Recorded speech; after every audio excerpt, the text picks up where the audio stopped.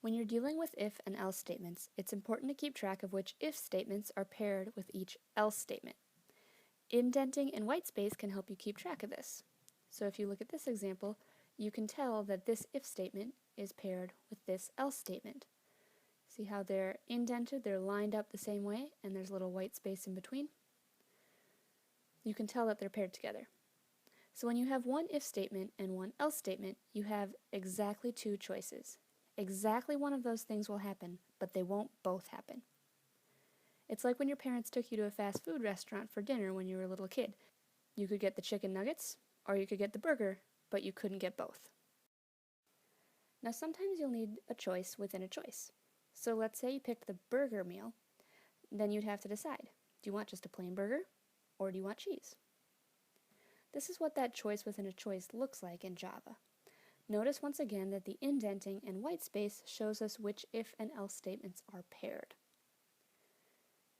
So if you look at this example, this if statement is paired with this else because they're lined up, and then this if statement and this else are paired because they are lined up.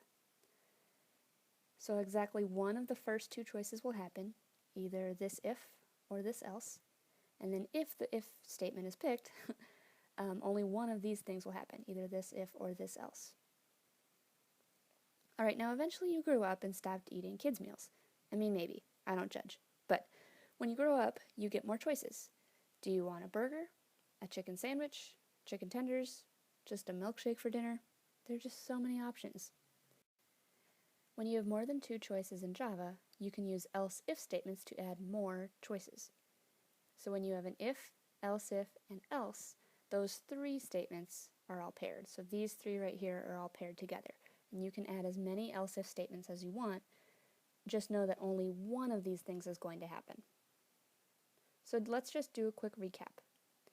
If you only have two choices, you can just use a basic if statement and else statement, and one of those two things will happen. Do you have a choice within a choice? Then you'll have an if statement, within that if statement an if and else, and then outside of the if you'll have an else. If you have anything more than two choices, you will have an if, as many else-ifs as you want, and then an else. And the key to remember is that only one of these things is going to happen. Alright, let's look at a few examples. So in this first piece of code, I've got a static void method called practiceQ, and it's taking in three integers, a, b, and c. So you can see down here in my main method, I'm putting in 5 for a, 4 for b, 3 for c. Take a minute and try to figure out if this is going to print out true or false when I run the main method.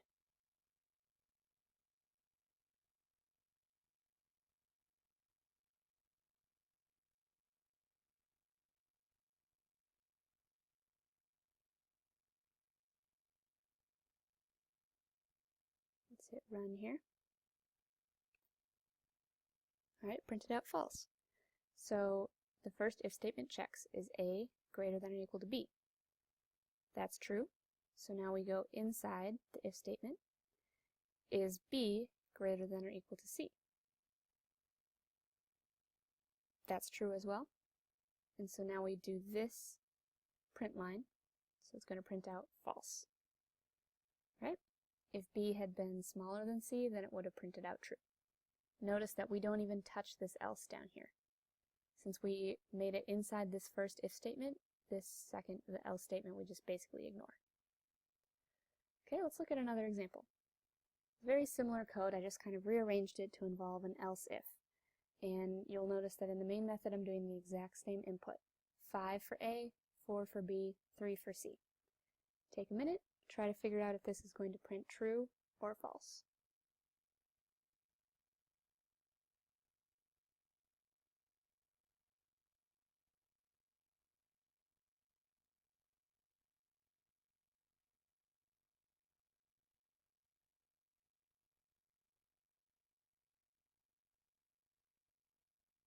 Okay, I'm going to run it. Printed true. So if you glance at this, it's really easy to say false. Because look, a is greater than b, and b is greater than c, so you would think, oh yeah, it's going to return false just like the last one. But remember that with an if, else if, and else, those three statements are paired. So only one of those three things can happen. And the first thing that the compiler reads is if A is greater than or equal to B.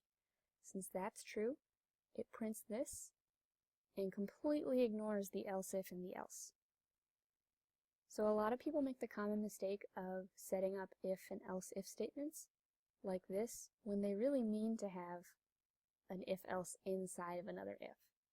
So it's really important to remember that when you have an if, else if, and else, only one of those things can happen. You can't have more than one happen.